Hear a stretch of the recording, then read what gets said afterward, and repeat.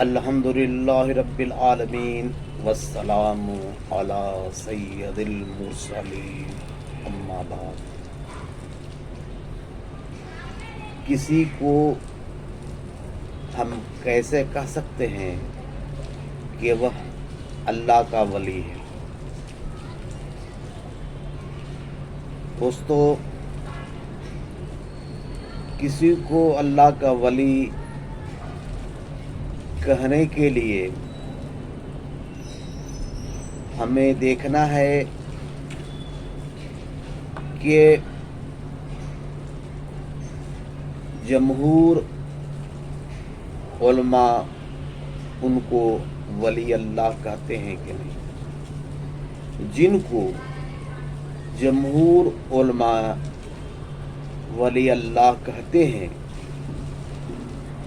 وہ اللہ کا ولی ہے۔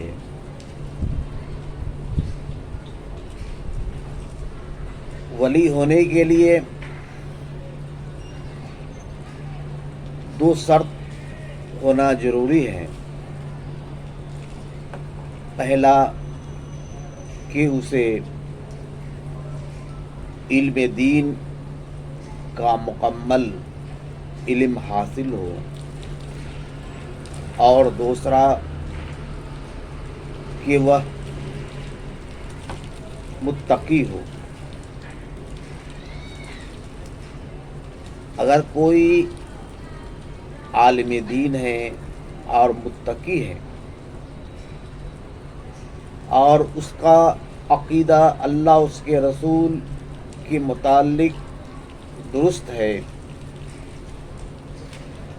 اور جمہور علماء ان کو ولی اللہ کہتے ہیں، تو وہ اللہ کے ولی ہیں۔ کیونکہ کسی کا تقوی، کسی کا علم کا مشاہدہ عالم ہی کر سکتے ہیں۔ کسی کا مشاہدہ کرنے کے لیے علم کا ہونا ضروری ہے۔ کچھ لوگ کہتے ہیں کہ ہم کیسے کہہ سکتے ہیں کہ محبوب الہی ولی اللہ ہیں، خواجہ غریب نواز ولی اللہ ہیں، بابا فرید رضی اللہ عنہم، یہ سب ولی اللہ ہیں۔ تو ہم ان کو ولی اللہ اس لیے کہتے ہیں کہ ان کے علم اور تقوی کو دیکھ کر جمہور کا اجماع ہے کہ یہ لوگ ولی اللہ تھے، اس لیے ہم ان کو ولی اللہ کہتے ہیں۔ ایک حدیث پاک ہے کہ کچھ لوگ ایک میت کی تعریف کر رہے تھے، تو رسول اکرم صلی اللہ علیہ وسلم تشریف لائے اور فرمائے کہ اس پہ جنت واجب ہو گیا۔ یعنی لوگ انہیں ولی اللہ کہہ رہے ہیں، لوگ انہیں بہتر متقی کہہ رہے ہیں۔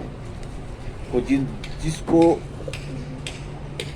عوام متقی کہے، اللہ کے نزدیک وہ متقی ہے۔ اس لیے ان لوگوں کو ولی اللہ کہا جاتا ہے کہ عوام ان لوگوں کو ولی اللہ سمجھتی ہے۔ جمہور کا اجماع ہے ان کے ولی اللہ ہونے پہ، تو جو لوگ شک کرتے ہیں تو وہ لوگ گمراہ ہیں،